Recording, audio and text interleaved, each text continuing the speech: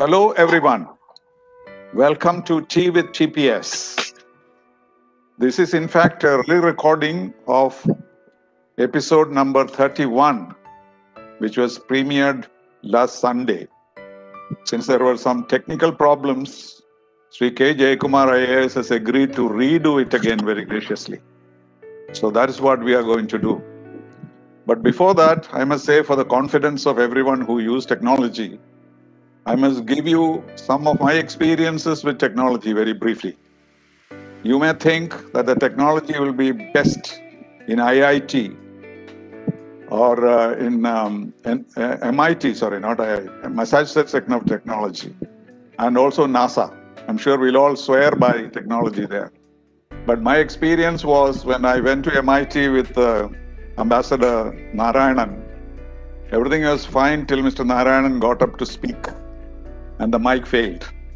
But Mr. Narayanan had a good one on that. He said, if this happened in my village in Uravur, you would say it is third world technology.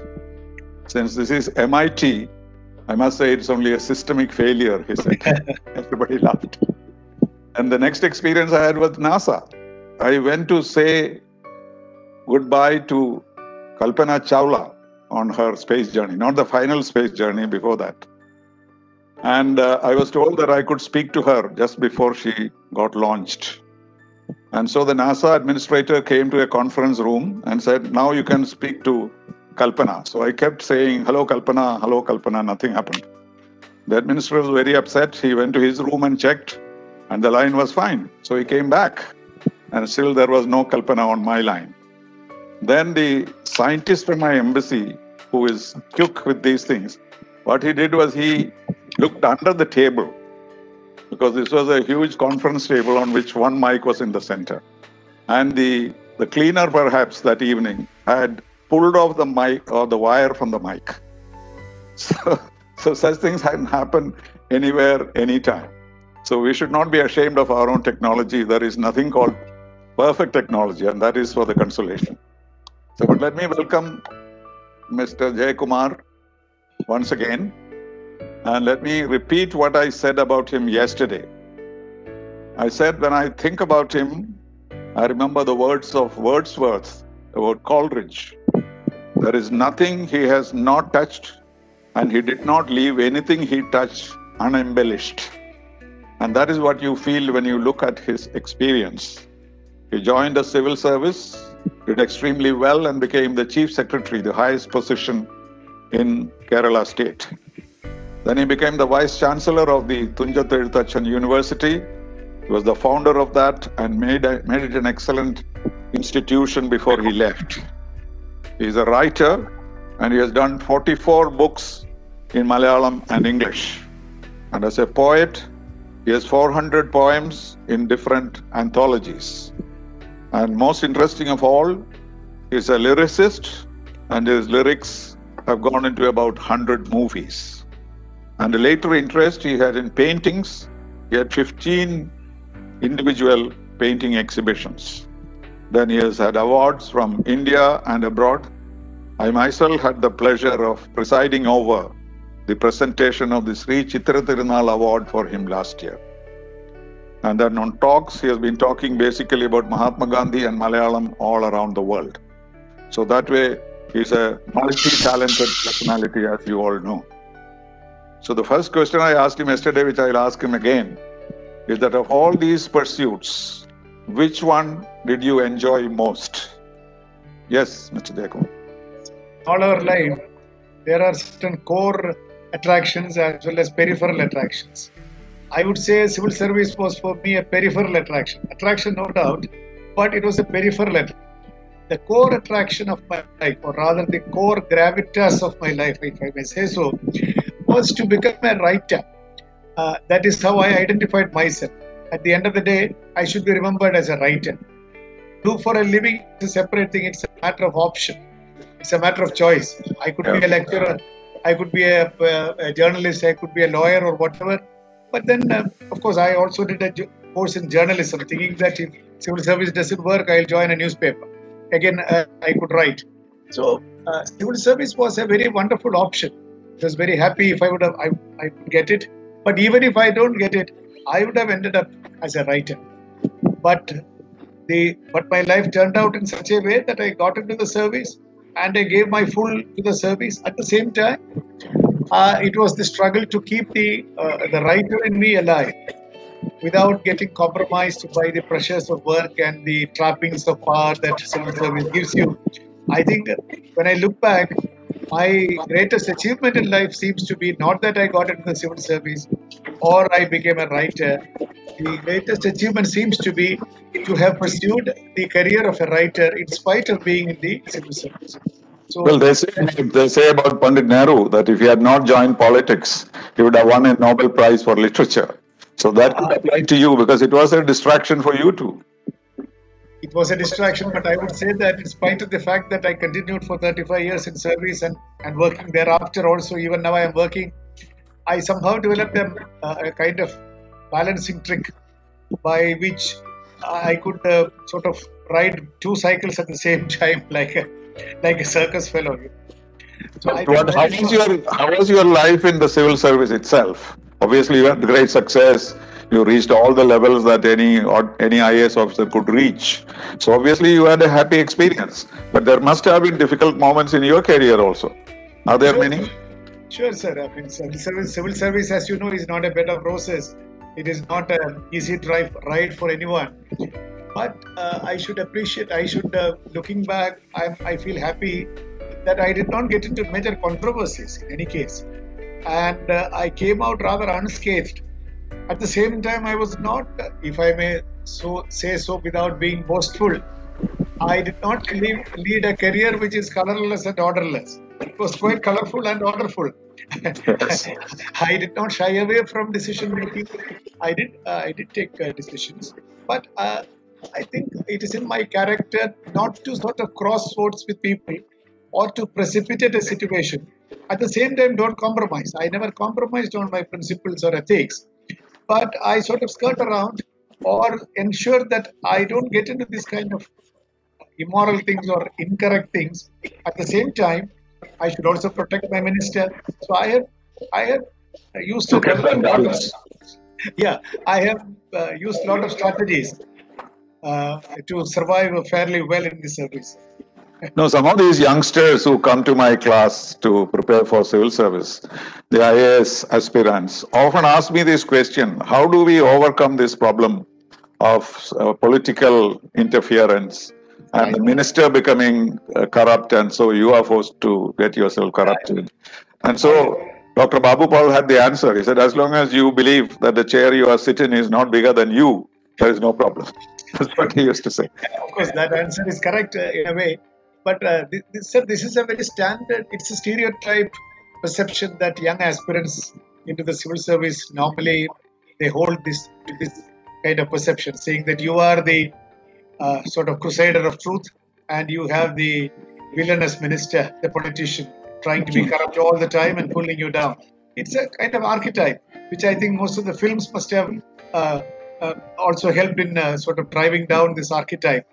The man in the shining armor, that kind of knight in shining armor versus the villainous politician. I always say there is nothing like that.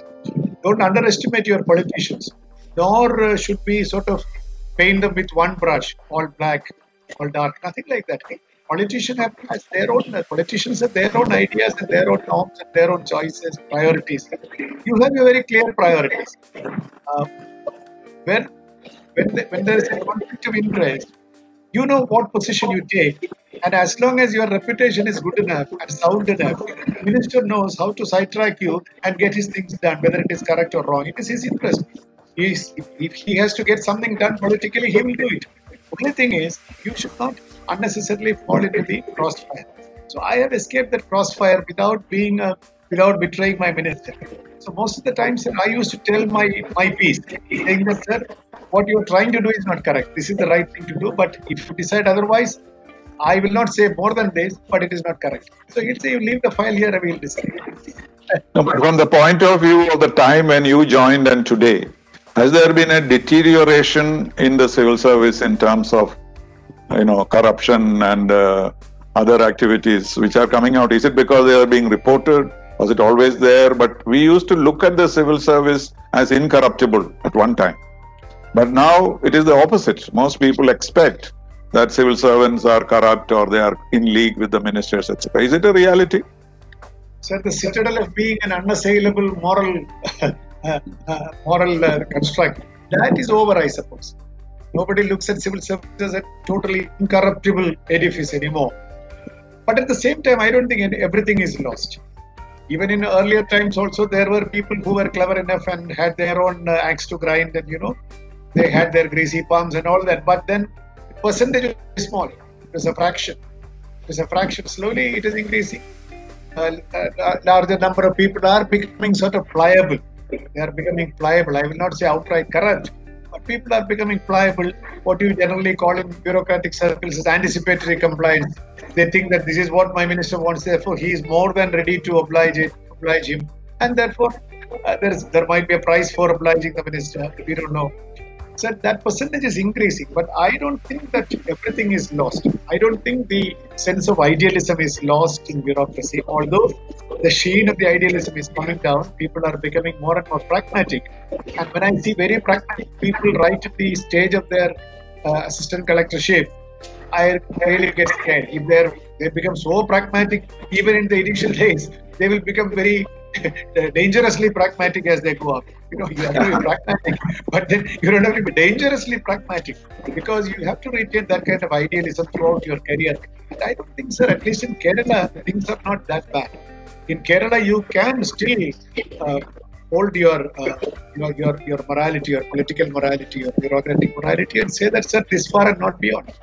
The ministers also understand. Being a small city, reputation travels. But do the youngsters hanker after publicity? Isn't that a problem at the young stage when they have so much power and so much visibility? So each one trying to get the columns. Is that a problem also? Because anonymity of the civil service was supposed to be sacrosanct.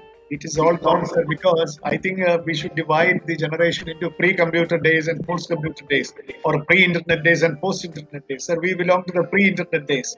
So we had been anonymous civil servants. There was some beauty in, or some charm in being an anonymous civil servant. At the same time, we also slowly came into the limelight because there was a media. But the post-internet age officers, they find that this medium is a very tempting medium. But most of the time, the temptation overtakes them. Instead of doing hardcore work, they only try to tell that I've been a great guy. That also is there. In fact, sir, in the IMG, which I am heading now, I have introduced a sort of component saying that how to deal with the social media. The challenges of dealing with social media is something which I think we should be telling the youngsters. Social media is a kind of two-edged weapon. It can be used in both ways, but most of the time it is used sort of self-propagating or propagating the self-image. I think that is a trap. It's a trap. People have fallen into the trap, and they also come to grief. Because the truth is, some of the good work they are doing is also coming to limelight. Because some of our young collectors and so on, they're so good in their work. Look at the corona situation. For example, when we had the flood situation in Kerala, many collectors use technology very creatively to mobilize a lot of support. Youngsters came for their rescue. I think they are very tech savvy also, and they know how to utilize. The only thing is, it has to be moderated. It has to be moderated. That is what we are trying to tell them during the training course. That don't shy away from social media or technology, but use it for a public purpose. Your glow will come naturally. You don't have to make you glow yourself. The glow will come naturally when you do good things. So use the technology for that. That is my take on that. All right. In the civil service, of course, you had a wide experience which you may not get in other walks of life. Has that enriched your ability to write more, bring in, as they say, every file is a life. So you must have dealt with many lives. Some you may have saved, some you may not have been able to help. So that kind of complexity for a civil servant gives a separate perspective on writing, like Malayalam Ramakrishnan, for example. So is it the way that you have absorbed them?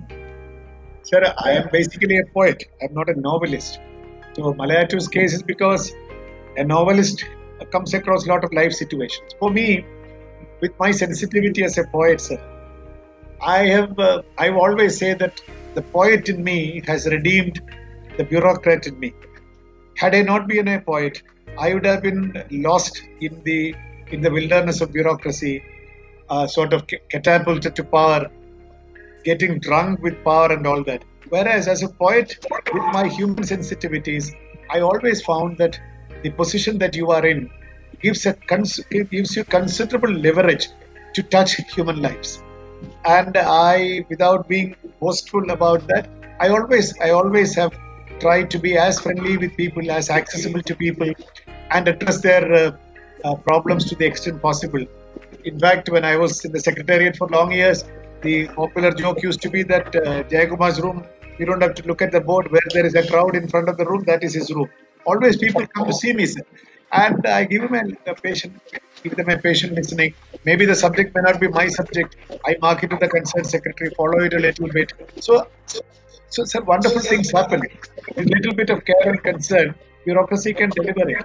So I have always enjoyed being with people, looking at their problems and trying to help, and also listening to them. That nurtures my sensitivity. In fact, when I go into some railway station or airport and the public places, at least 2 or 3 people would come and meet me. Sir, you may not remember me. I was such and such. You helped me. So I would say that, did I really help you? Yes, you helped me and I got it. And this kind of thing, sir, is what remains at the end of the day. The human. Absolutely. They should remember and you should not remember. That is the point. Yeah, I don't remember. They remember. Many people come to me and say, we had a lunch in New York with you. I don't remember him at all. But he remembers it. So, yeah, sir, very ordinary people, very poor people, very people with no power or any kind of thing. The ordinary people, they come and talk to me. And sir, being a poet, being a lyric writer helped me tremendously, because people, although bureaucracy is nobody's darling, a bureaucrat is nobody's darling. People sort of distance themselves from bureaucrats. After all, in Malayalam, it is always called Adhigara Dushprabhutvam. Adhigara Dushprabhutvam. So it is not Sarprabhutvam. So bureaucrats are generally known for their audacity or whatever, their arrogance and all that. The ivory tower. They have nothing to do with common people, hoi polloi. But then as a lyric writer, sir, I write songs for films. So they hum these songs. So they know that I have written it. So they sort of presume a kind of freedom with me. Because after all, I am the one who wrote a song which is to their liking, which they sing most of the time. So they come and ask me, sir, you are the one who wrote this. Yes, so that immediately creates a rapport, and then they are free to tell their problems. And feeling that you are also human. You become human in their eyes. I become a human in their eyes. So I have capitalized that feeling, and that has given me, that is what I said, the writer in me has salvaged the bureaucrat in me without becoming a sort of, with no roots. I always had been rooted, because the poet in me doesn't allow to be inhuman or arrogant. But then, as the Vice Chancellor of the Malayalam University, you have had a different experience and also an opportunity to get to know Malayalam literature deeply and the application of it in modern day life. How was that as a founder, Vice Chancellor of the Malayalam University? So that was a very chosen moment in my life, 5 years. Because Kerala is full of very great writers, eminent people, literatures and all that. Many people could have been selected as the first Vice Chancellor of Teresian Malayalam University. But the then government, for some reason, thought that I am the right person to go and establish the university. It's a combination of both. Administrative experience plus literature and Malayalam and all that. So yeah, that was a natural choice, I thought. I thought so. But I never expected a post-retirement job. In fact, the then Chief Minister asked me, what are you going to do after retirement? I said, I have a lot of things to write. I never got sufficient time. So towards the end of my tenure as Chief Secretary, he said, we have decided that you will be the first Vice Chancellor of Malayalam University. Will you say no to it? I said, it is too tempting for me to say no. So I took up the job. Because firstly, to create a university is a lifetime opportunity.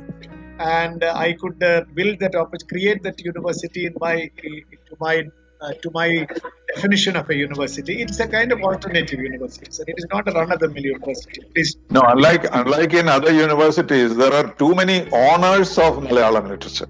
I met some of your faculty members, and they were very opinionated. They said, who are you to tell us what we are doing in our university?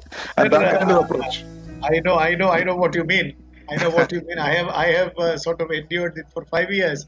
But then, sir, I only recruited all these people. But then, in spite of all these opinionated fellows around, I could design that university in such a way that it should stand out. I don't know what is the position now. In the sense, people initially thought that it is going to be a university where you teach only Malayalam literature or Malayalam linguistics. But actually, it is not. Like a university may, for example, in Israel, which will be teaching in Hebrew. I thought that this is a university where everything will be taught in Malayalam. That is the way to enrich your language with scientific knowledge, with academic knowledge. People have a feeling that Malayalam is like a Sanskrit university where Sanskrit is not taught. So, everything except Sanskrit is not there. So it's not their mistake because nobody goes to learn Sanskrit. That is the problem. Malayalam is a different ball game.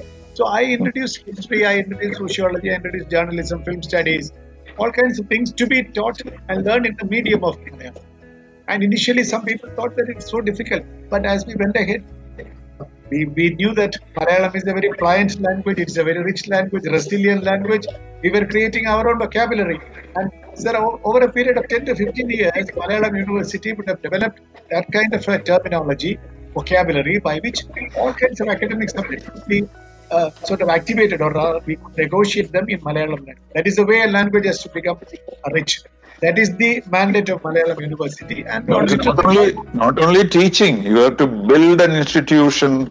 Absolutely. And also have activities which go beyond teaching. Becoming a depository of knowledge in Malayalam. Traditional knowledge. I would like to say, because Malayalam University is still in my blood, because I created from nothing. I created from nothing. There was nothing. So when I left, we had around 75,000 or 1 lakh built-in area and a good library around 35,000 books and 10 courses, PhDs, all kinds of things. And we had a studio, we had a theater, all these things I built. When I say I appear like a baby or a child who says that I have done all these things, but then I also enjoy doing it.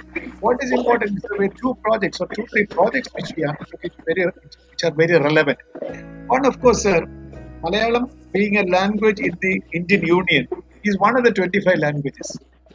So the central government will not do much to promote a particular language.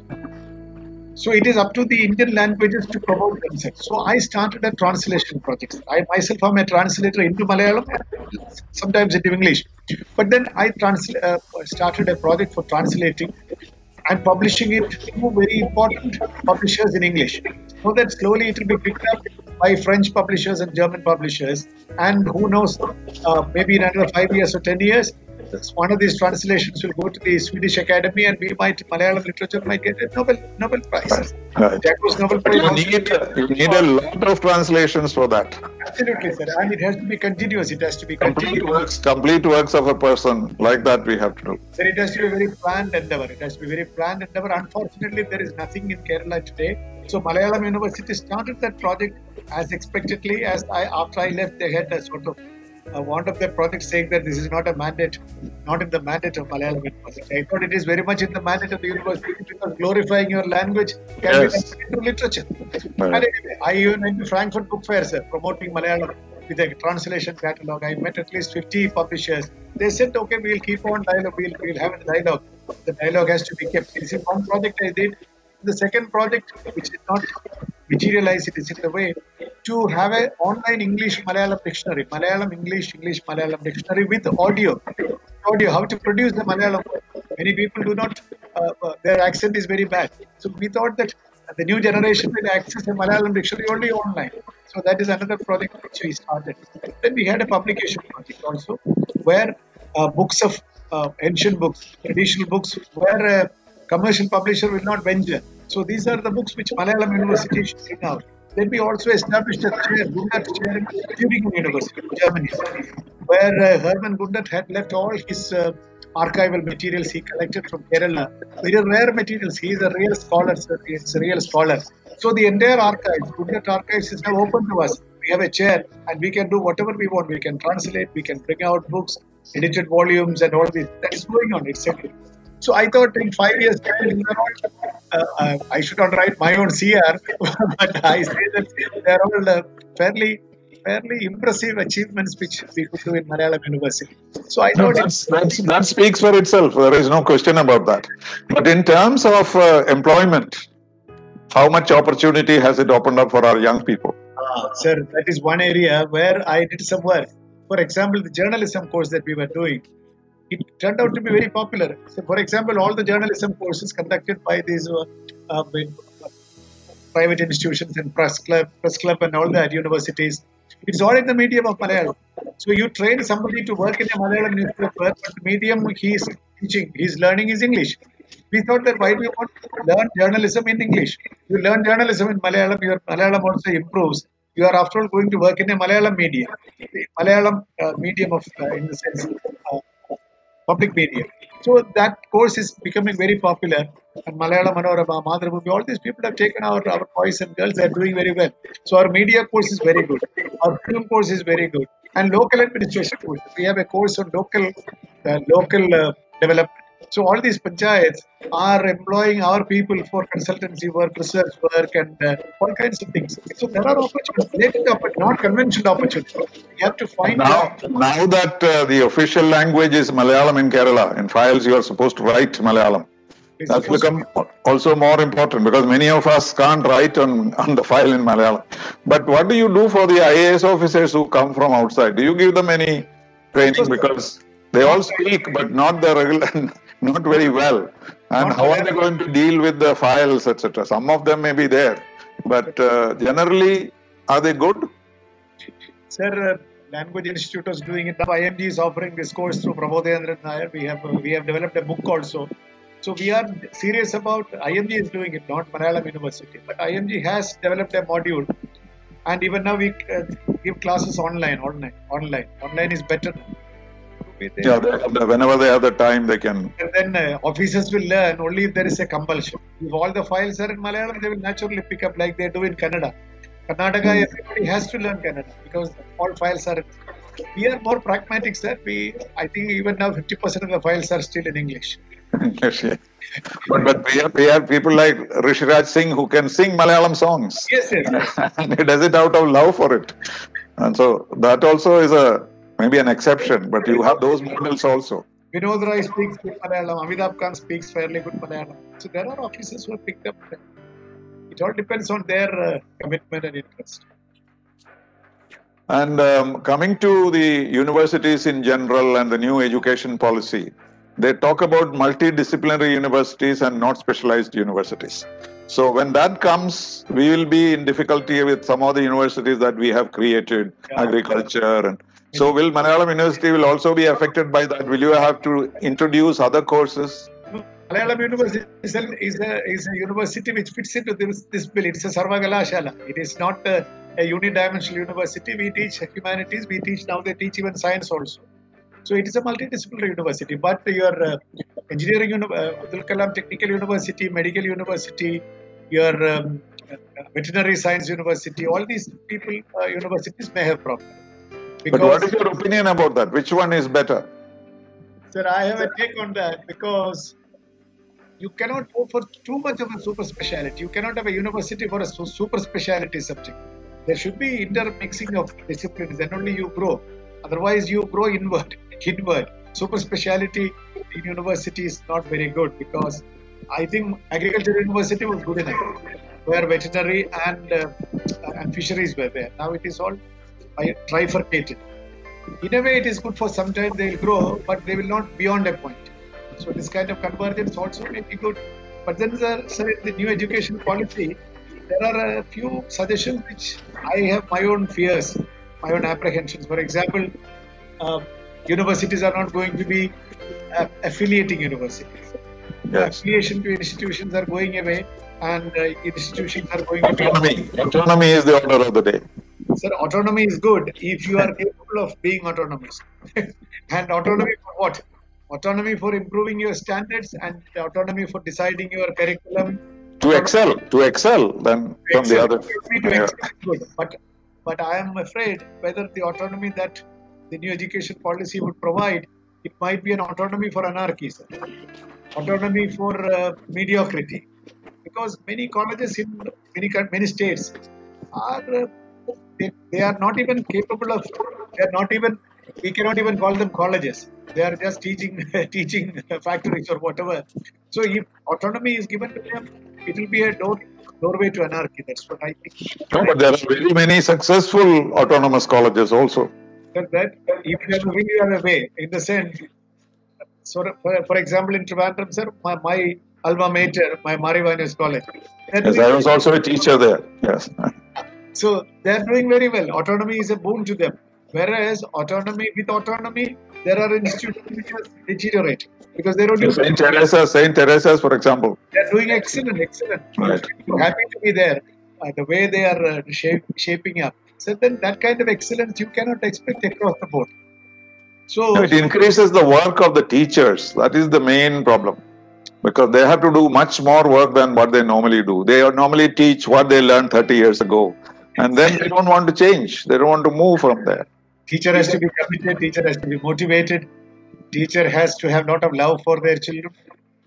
Should be paid more because they do a lot of clerical work and various other things for which they are not compensated. That is also. Sir, with all these constraints, our St. Teresa's and our Marivanas or Vimala College, all these people are doing excellently well. All these constraints are, but at the same time, when it comes to another college, all these things become constraints. Yes, I used to go to the newly become autonomous colleges to celebrate, but one or two places I thought it was a funeral. It was so pulled down. I went there to celebrate, and then they said, no, this will not work here. And so at the same time, there are other places where they were celebrating. So is it the same state, same people? So even with the university's oversight, some colleges are not doing well. So without that oversight, I have my own great apprehension. So the only solace being that this is only a policy. It is not a mandate of the government. Government has not embarked on that. Let us hope that realism will prevail on the government while implementing the policy. Yes, but on the school level, perhaps there are quite a few recommendations which may be practical as well as helpful. Don't you think so? The language issue. Sir, Kasturi Rangan's report is good in parts. In the sense, it is okay when it deals with the school education, but it is not okay when it comes to higher education. School education, for example, there is a holistic vision. At least you catch the children young instead of leaving them to these LKGs, UKGs, and all that, where they are being taught unscientifically. So, if they could be integrated into the school system, there is a scope for better standards. In any case, sir, in the school sector, governments have a much better say than in the higher education sector, where the autonomy of the universities have prevented even government also from playing a very active role. So now if the policy is implemented as such, I think it will be anarchy in the higher education sector. But in the school sector, there are green shoots, no doubt about it. There are green shoots. No, but there are some safeguards because this will always be discussed in syndicates and senates and so on. So it cannot be maybe it is not a uniform progress, but there will be a beginning because we are thinking in terms of 30 years of time for these things to materialize. That is because we cannot afford to just stay where we are because we have to follow the best practices abroad also. We don't have to reinvent the wheel. The affiliation has been abolished in most countries of the world. We are the only ones who have affiliation. The problem in India is its heterogeneity. Unlike a European country which is homogeneous in its educational background, in its culture, in its expectations, in its lifestyle, in its standard of living, there is a general homogeneity in a European country.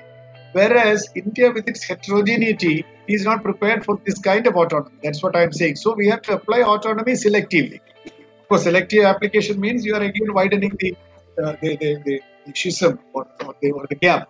That is there. So that is a paradox that is India, sir. You cannot have a one size fits for all for India. That is a problem.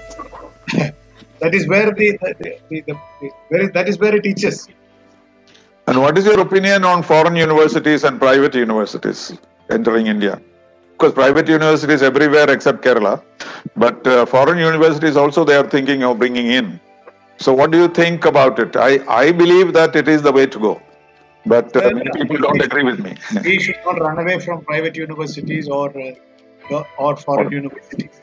Only thing is, we should not allow ourselves to be washed away with the tidal wave. We should have our own. That is the whole Mahatma Gandhi theory. Leave your doors and windows open, but don't get blown away. I mean, Exactly. I am repeating Mahatma Gandhi's sentiments. We should not shy away from competing. But then, sir, we should compete. We should compete. Exactly. We should develop our own inner strength to compete with anybody. We have the basic intelligence to compete with anybody in this world, sir. Only thing is, our systems are so weak. We fall into mediocrity at the drop of a hat. No, but we have examples of ISRO, we have examples of universities here which are very good. You go to Manipal, doesn't look like Kerala University. It's an education city. Yeah, exactly. Sir, we should not shy away. We should not shy away. Sir, most of the time we are shying away from these things only for fear of some immediate adjustment problems.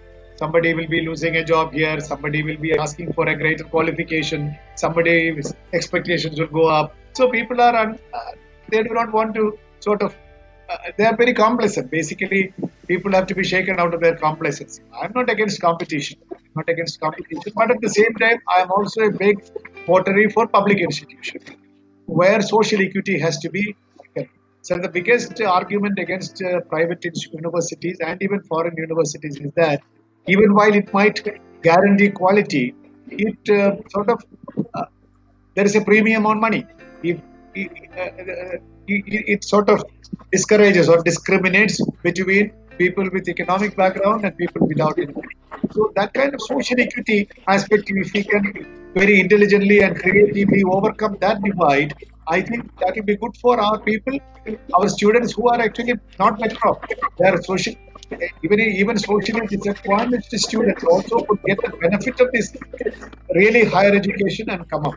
So that's but it is possible. It is possible to design a private university with all the safeguards, social, intellectual problems, reservation. We did that. We in fact submitted a model, a private university bill to the government, but nobody even looked at it.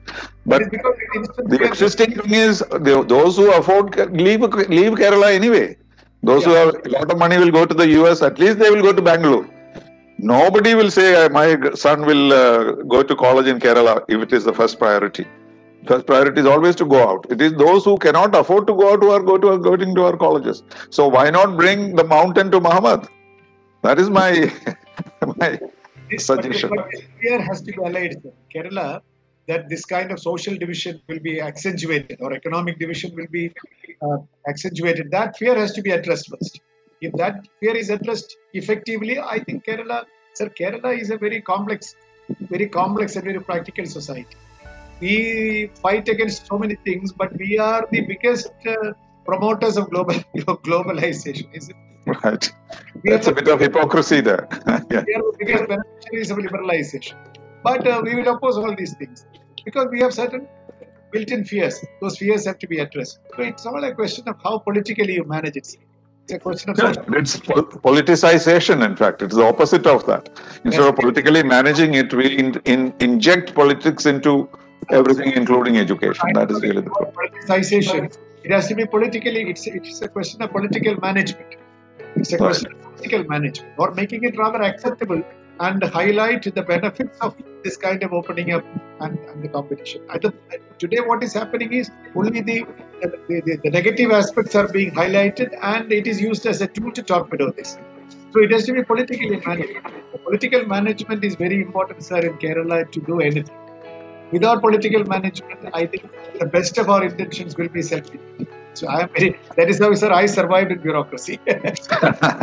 No, one way to do it is once we have specialization, the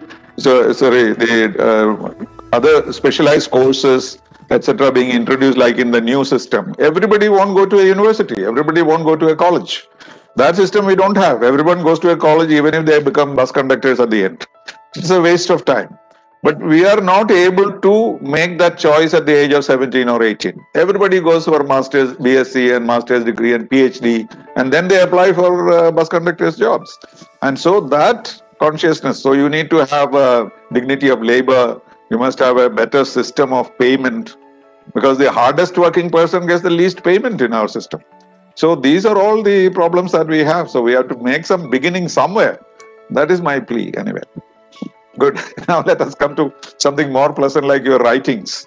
You have been writing different genres, poetry basically, but also novels, plays, and also translations and so on. So how do you choose this? Is it just a matter of inspiration, matter of experience, or you choose these systems for a particular theme or a particular idea? How does it work? Sir, it's like when you go on a holiday, you have chosen your holiday resort. So you are in that resort.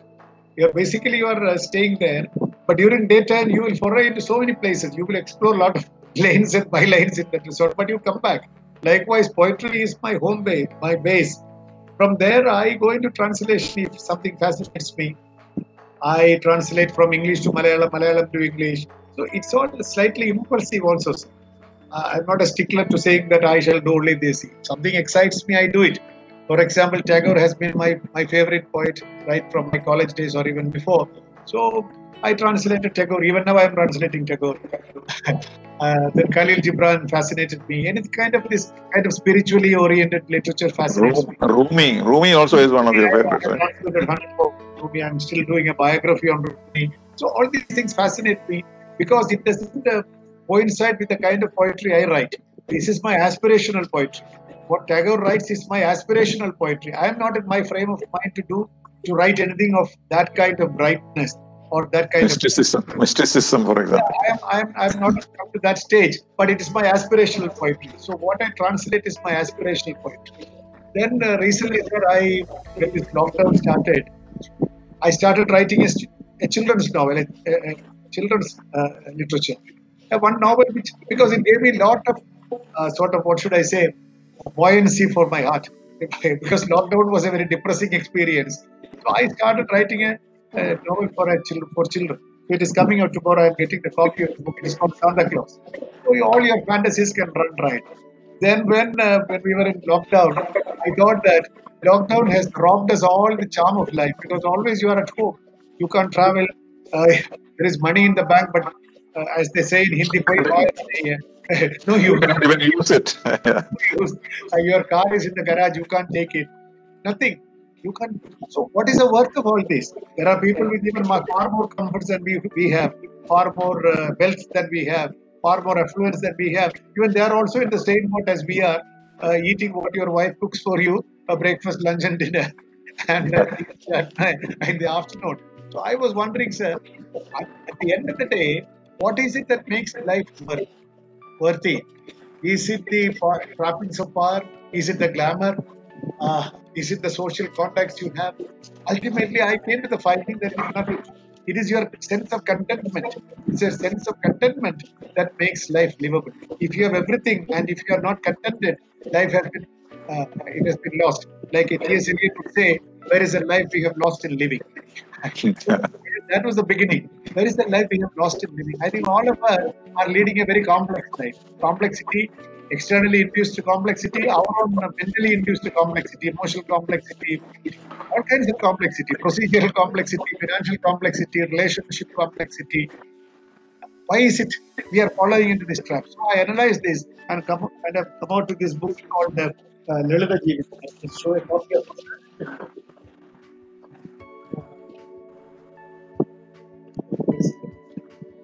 On the table.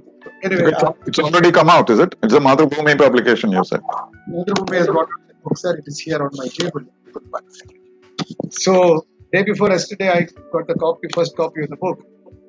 So, this is the book. It is called Lalita Jeevitham. Lalita Jeevitham is my testament for leading a simple life. I would like to pursue this, and I have signed an agreement with a publisher in English also to bring out an English version. So these are slightly impulsive, I should say. Not indisciplined, but impulsive in my concepts about writing. I read what fascinates me. But basically, sir, I'm a poet.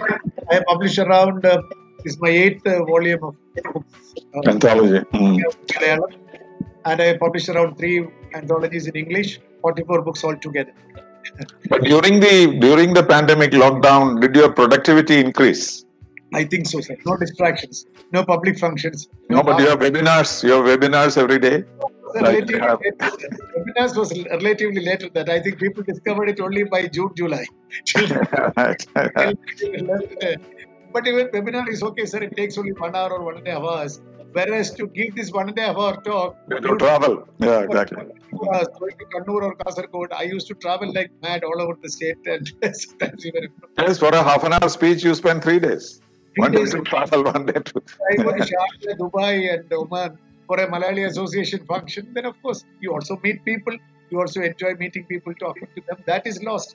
In any case, No, that's what we miss most. I hope it will be all back soon. Otherwise, life will be quite. Whatever technology offers to substitute, the joy of meeting people and seeing them, spending time with people, there is no substitute for that. And Exactly. you feel in the company. Diplomacy has been affected very badly. You look at the General Assembly hall, there's nobody there. So what kind of diplomacy is that? Online diplomacy is a contradiction in terms. Online diplomacy Absolutely. is a contradiction in terms.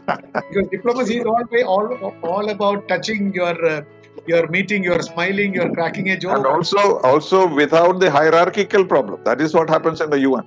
The man sitting next to you may be the president of a country, and you can talk to him as though he is your equal. And Actually, that's something which I experienced it when I went to UNESCO representing India on this in this convention on cultural diversity or something. I represented India, sir. I was Joint Secretary Culture. So the fellow sitting next to me was the culture minister of some country, some Portuguese or something. So we are on one-to-one. Yeah, you are Mr. India. They don't want to pronounce your name, so. That's what they call it, Hindi. So, that's right. You lose your identity, but it's a pleasure to speak for India and to be spoken to you as India. That's remarkable. Anyway, let us conclude it with some reflections on your lyrics. How are they doing?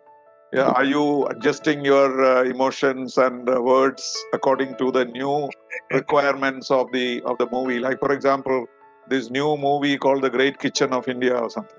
I didn't see those songs, I don't think you can ever write those songs.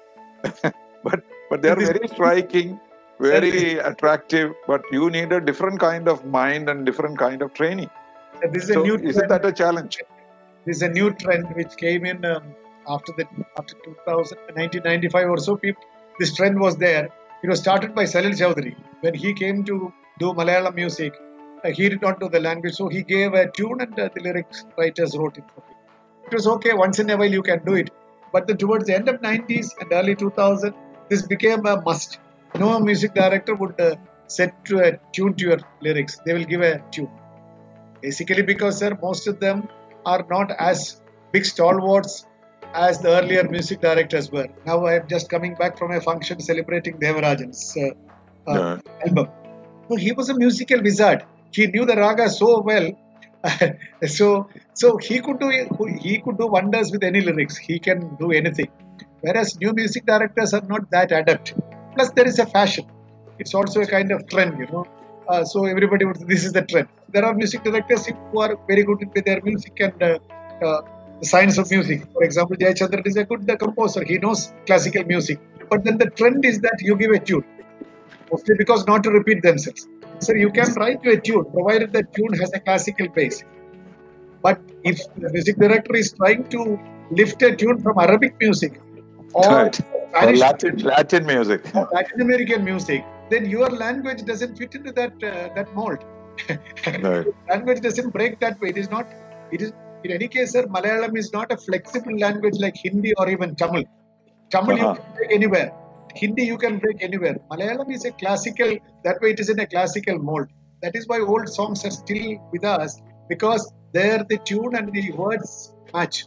Whereas here, it is only the tune. We are trying to do justice to the tune to the extent possible.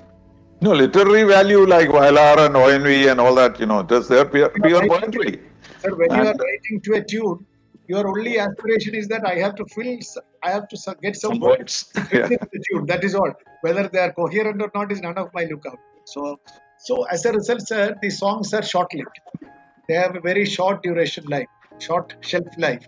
That is why even in musical programs of Flowers TV and all that, all the participants sing only old songs. Even young, 10-year-old sing song of the 70s or 80s, Bailar songs or Pivaskar songs. That is because that is what stays in your collective memory. Sir, I am a practicing lyricist. Even now I write for films. I am very hopeful, sir, in another 2 to 3 years, this trend will go away, because these music directors themselves will realize that none of their compositions are going to stay. They are all going to be short-lived. So there will be a need for more melodious music. It will come out, sir. After all, cinema is a very short thing. It has a very short memory. If I can do a film and I can have 5 songs, all of them being super hits, and it's a different trend. So that will be the trend tomorrow in Malayalam films. So we have to make a film and put songs in the old mold in a new style.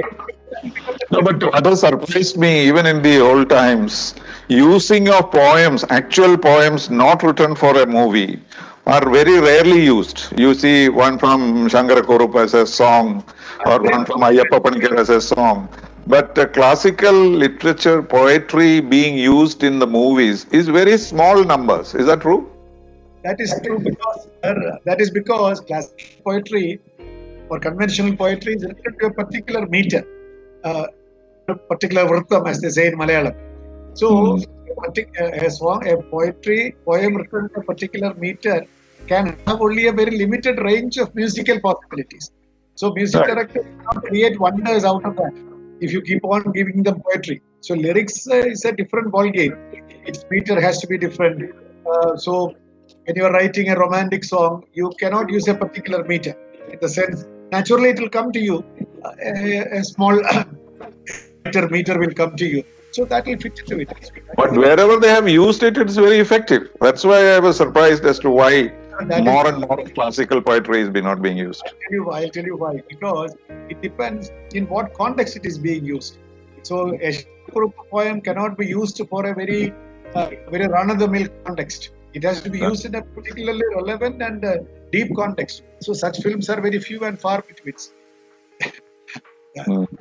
So using classical novels, etc., also is that category, isn't it? People prefer something cooked up for the movie rather than Odail Ninna, for example. But Odail Ninna was a great success. In the 70s, we had at least so many films coming out based on your novels. So many novels had come here. I mean, it's a classical thing. Several novels had been made into films. Now nobody thinks about making a film out of a novel because they want tailor-made, hooked up situations, very run-of-the-mill kind of things. So I think it will change. And the new generation films are concentrating on very, very extraordinary, out of the ordinary, very rare kinds of compositions and all the themes. So I think these are all short-lived experiments. Malayalam film will regain its poise. But Malayalam film industry has a resilience. That also I should say, sir, because it goes after new themes very boldly, which a Tamil film of course has its sort of experimentation. But a Kannada film, a Hindi film may not venture into areas like what Malayalam films have been doing. So we have a resilience. Only thing is, we become very shallow sometimes. So I think that is going down to the level of the people instead of raising their levels. That is what we want. Let's conclude with your project on Kunchan Nambiar. What is your reading? You're going to write a novel on it, I believe. Kunchan Nambiar as a film, I have my own limited doubts about what kind of a film it will be. It has to be a film with a lot of depth. Because Kunchan Nambiar as a comic genius is the first rebel of a poet. Right. Rebellion, sir, in the days where customs and caste. No, rebellion against Chakyar only or generally in the society? His rebellion against Chakyar was nothing.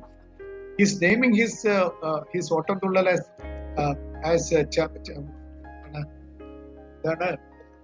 Sheedangan Parayan and Otantullal. These are 3 castes in Kerala. Sheedangan is Pulayan, as we say normally, and Parayan is Parayan, and Ottan is Ganagan. People who does this kind of astrology, they are the Ganagan. So these are 3 castes names were used consciously by Kunchan Nambiar to say that this is my art form. This is Sheedangan Tullal. This is Parayan Tullal. And in those days, they were considered as in the front, in the margins. So, in naming his art form, he showed his rebellion, saying that art doesn't recognize these caste barriers.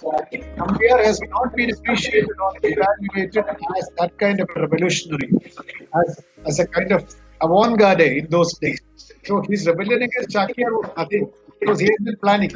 He has been planning. So my research on Nambiar has exposed a Nambiar before me, who is a far more likable and adorable character than generally people think about as a comic fellow. He cracks jokes. No, jokes is a facade. He is cracking joke at your fallacious ideas about society. So I have done a lot of research, whether the film comes or not. I might even attempt a novel on Kunjan Nambiar. So this is my sort of fascinations. As I said, I jump from one place to another. If something fascinates me, I'll do it. And you don't believe in the story that he went off to sleep? I don't believe, because, sir, a performing artist considers the stage as very sacrosanct. He touches the so every good artist touches and pays obedience to the stage. And he's so clean as an initial bath, and he's so clean in outside and inside. And then only he touches and does his percussion.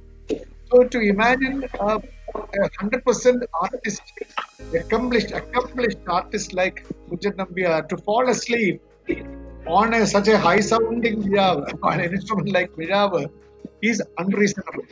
He would not fall asleep. He would have pretended to have fallen asleep to deliver a message to Chakiyar, saying that you are so boring that I could have fallen asleep. That is possible. And also he was preparing all this from before. He could not have created all this one night, don't you think?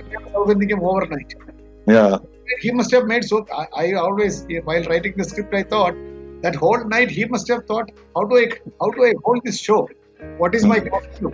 What is my headgear? What is the thalam? Who is going to do it? What is the? But that is possible, humanly possible to do it in one night. No, he must have thought about it, sir. Over the days, he must have thought, this rebel. I was waiting. He must have been waiting for an opportunity. He must have irritated Chakiyar to ridicule him and rebuke him so that he could go out and stage a rebel drama. So yeah, exactly. We should go deep into his psyche. So whether the film materializes or not, my honeymoon with Nambiar had been a very, very rewarding experience for me. I could find a rebellious poet whom I shall adore, not only for his humorous statements, but for the depth of his character. That is what I might write. Sir, who knows? Worldly wisdom that he has, almost like Jnanapana. No? So, very good. In one line he says, Daridryam enthannad ariഞ്ഞവർക്കേ പാരിൽ പരക്ലേശ വിവേകമുള്ളൂ. That particular word, Paraklesha Vivegam, to know the other man. What is hunger? If you don't know what hunger is, how are you going to know the other man's hunger? Paril Paraklesha Vivegamullu. So when you read this Manipravalam, Sri Krishna Charita Manipravalam, like they say about Hamlet, somebody read Hamlet and said that this book is full of quotations. Yeah, it's a book of quotations. If you read Sri Krishna Charita Manipravalam, most of our casual observations and our commonplace traces in Malayalam, it has all come from him. Naraskarathil Guru Pali Rital Kalandare Kaitu Shamippadundo. It's all there, sir. Nambiar has given us so many of such utterances which have gone into the almost aphorisms like Bacon, right? Well, very good. Thank you very much for doing this twice, not once, spending your valuable time. But I hope this will be of great value to our viewers. Last time itself, there was so much of excitement about this program, and that was why I was very happy when you agreed to do that again. So thank you very much for your time and the enlightenment that you have provided. Thank you very much. Thank you very much. Thank you.